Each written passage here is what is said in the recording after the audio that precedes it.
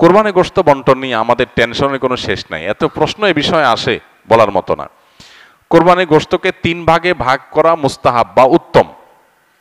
এই হুবহু 3 ভাগ না করে যদি 4 ভাগ করে বা 2 ভাগ করে বা একটু হেরফের করে তাতে কোরবানির অসুবিধা হবে না, কিন্তু উত্তম হলো এটা।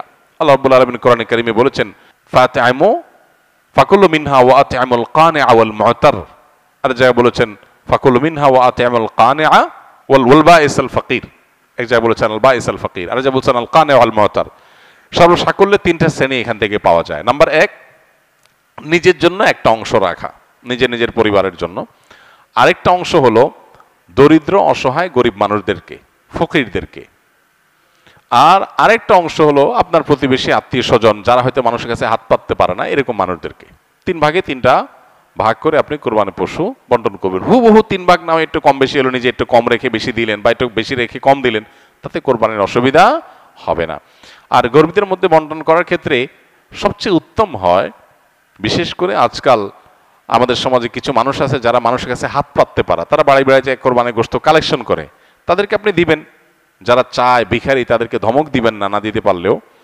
কিন্তু এর চেয়ে বেশি ইম্পর্টেন্ট, এর চেয়ে বেশি গুরুত্বপূর্ণ হলো যে মানুষগুলো কোরবানি করে না কিন্তু মানুষের কাছে হাতও পাততে পারে না, তাদেরকে খুঁজে খুঁজে বের করে যে তাদের বাসায় বাসায় গিয়ে পৌঁছে দিয়ে আসেন, সেটা হবে সবচাইতে উত্তম।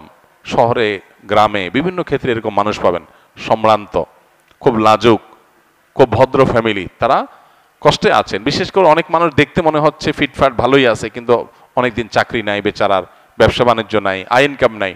এই মানুষগুলোকে খুঁজে খুঁজে তাদের বাসা বাসায় গোশত পৌঁছানো, এটা হলো সবচেয়ে জরুরি কাজ। এই জন্য এই কাজটা আমরা কোরবানিতে খুব বিশেষভাবে খেয়াল করব, চেষ্টা করব ইনশাআল্লাহ। বর্তমানে বাংলাদেশের নিয়ম অনুযায়ী বাহির থেকে 1 লক্ষ টাকা কেউ পাঠালে 2500 টাকা বা 2.5% রেমিটেন্স ইনসেন্টিভ দিচ্ছে। এ অতিরিক্ত 2500 টাকা নেওয়া জায়েজ হবে কিনা, এ বিষয়ে আমরা এর আগে বারবার প্রশ্নের উত্তর দিয়েছি। এটা সম্পূর্ণ হালাল এবং জায়েজ, কোনো অসুবিধা নেই। প্রবাসী ভাইয়েরা বিদেশ থেকে যে টাকা পাঠাবেন সেই টাকার উপর 2.5% প্রণোদনা দিয়ে থাকে বাংলাদেশের সরকার। এই 2.5% টাকা নেওয়া সম্পূর্ণ হালাল। 1 লাখ টাকা পাঠালেন, 2500 টাকা আপনাকে ব্যাংকে সরকার অতিরিক্ত দিবে। এটা নিতে পারবেন। কেন নিতে পারবেন?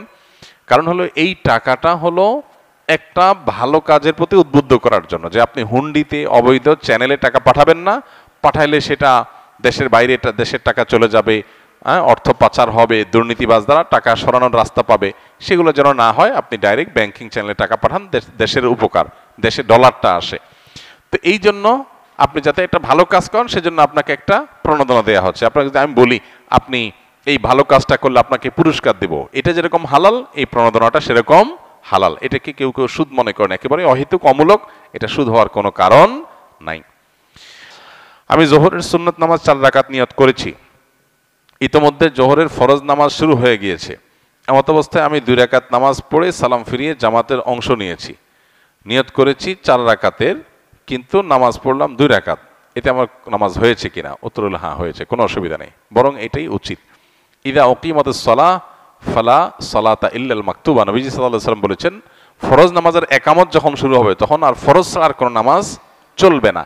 চলবে না মানে তখন আর কোনো নামাজ স্টার্ট করা উচিত না। এখন কেউ 4 রাকাত সুন্নতের নিয়ত করছে, 2 রাকাতের বৈঠকে একামত শুরু হয়ে গেছে, তখন সে সালাম ফিরে নামাজ শেষ করবে। নিয়ত করছে 4 রাকাত, পড়ছে কয় রাকাত? 2 রাকাত। প্রতি 2 রাকাত, ফরজ নামাজের বাইরে সব নামাজগুলোতে প্রতি 2 রাকাতের পর একটা কি আসে? স্টেশন আছে, চাইলে সেখানে ক্লোজ করা যাবে। এর কারণে কোনো গুনাহ হবে না, সেজদা সাও দিতে হবে না। তবে 4 রাকাত সুন্নত আর আদায় হলো না, এটা আপনি ফরজের পরে 2 রাকাত সুন্নতের পরে সুযোগ থাকলে ওই 4 রাকাত সুন্নত আলাদা করে আপনার আদায় করা উচিত, সেটা ভিন্ন বিষয়। কিন্তু আপনার নামাজ হয়ে যাবে, 2 রাকাতের সওয়াব আপনি পাবেন, যেটা হয়ে গেল। আমার স্ত্রীর মারা যাওয়ার পর আমার সম্পত্তি আপনার ফাউন্ডেশনকে দান করব, কিভাবে করব? প্রথম কথা হলো ধন্যবাদ, আপনি আসুন্নাহ ফাউন্ডেশনে আপনার সম্পত্তি দান করে যেতে চান। দ্বিতীয় কথা হলো, মানুষ মারা যাওয়ার পর তার সকল সম্পদ কোনো জায়গায় দান করা এটা উচিত না, উত্তম না। তাহলে কি করতে হবে? ওয়ারিসদের জন্য কিছু রাখতে হবে। এবং জীবদ্দশায় চাইলে তো মানুষ সবকিছু দান করতে পারে, কিন্তু মৃত্যুর পর যদি সে বলে যায় যে আমার সকল সম্পদ এক জায়গায় দান করবো, এটা জায়েজ নাই। তাহলে কি করতে হবে? সর্বোচ্চ 1/3 পর্যন্ত কার্যকর হবে। আপনার টোটাল সম্পদের 3 ভাগের 1 ভাগ আপনি টোটালটা দান করার জন্য ওসিয়ত করতে পারবেন। আর জীবদ্দশায় দিলে পুরোটাই আপনি দিতে পারবেন, কিন্তু জীবদ্দশায় পুরোটা দিলে আপনি কতদিন বাঁচবেন, আপনি কিভাবে চলবেন? এই জন্য ব্যালেন্স করতে হবে। শরীয়ত আমাদেরকে আনব্যালেন্সড হয়ে